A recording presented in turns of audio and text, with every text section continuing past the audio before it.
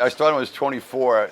I'm 67 now. I wasn't thinking that far down the road, but we're still here. Every town and city has a restaurant they're known for. In Salem, that place is Mac and Bob's on East Main Street.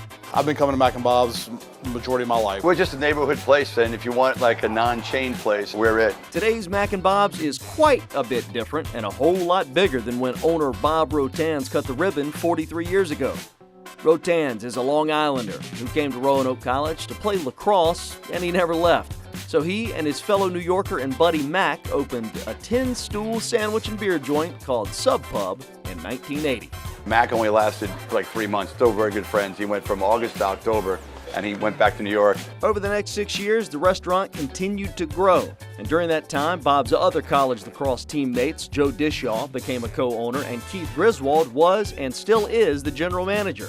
But in 1986, the drinking age jumped from 18 to 21, and Rotans knew it was time to make a shift. In '86, Joe came back from culinary school, and we became a real restaurant in that sense. And the best thing we ever did, because the college bar scene was getting old. It's 2 o'clock in the morning every night. From that moment, Mac and Bob's became the go-to spot for any gathering. I had a lot of friends that have moved away, and one of the first options that when they come back here is they want to come to Mac and Bob's. It's not just the food, which we'll get to soon enough. Mac and Bob's is covered with high school and college athletic accomplishments, honoring the past of those who we never want to forget. In order to get on the Wall of Fame in lacrosse, you had to be a first-team All-American. And I've had many of them say that I'm happy to be on the wall than anything. Even though this joint has 330 seats, the space fills up quickly. So, with a restaurant that big, you gotta have a big old kitchen, and friends and neighbors, they have one of the largest kitchens I have ever seen on a Hometown Eats shoot. So we have some healthy dishes, like we have a stir fries that are real popular. The voodoo chicken bowl with shrimp and chicken, that got a little kick to it. We do some seasonal stuff. Then we just took off our meatloaf and our chicken pot pies. It brought back our chicken salad, which is really a big hit. And we got Big Don chili, so that's on all year round. So yeah, we have fun with naming our dishes. The massive kitchen is full of staff who know exactly what they're doing, like 38-year veteran Tui Ayat. She made us a Katie salad named after one of Bob's 3 daughters. Summertime in a bowl. A healthy bite. In more ways than one.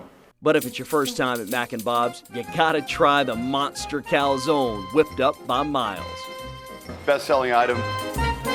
Just put the ricotta cheese on there first. Mozzarella cheese, ham, and people can change it if they want to take the ham out and put pepperoni in.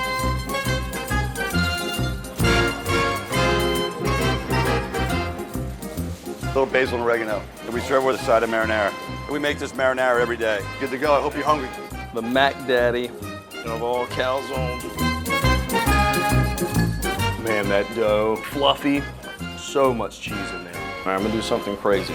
Maybe a little uncouth, but it's all good. You'll see the reach of this restaurant goes far beyond the walls and their outside patio.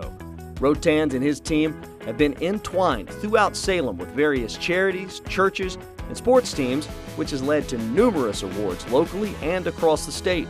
Someone told me my freshman year, coming from Long Island, New York, that I'll be here the rest of my life. I never in a million years thought it'd be just one little spot. So if you ask me about Salem, I'm not the guy to ask. I'm a little biased. I love this town, so they've been good to me. Mac and Bob's, a hometown eat where you're guaranteed some lifelong memories.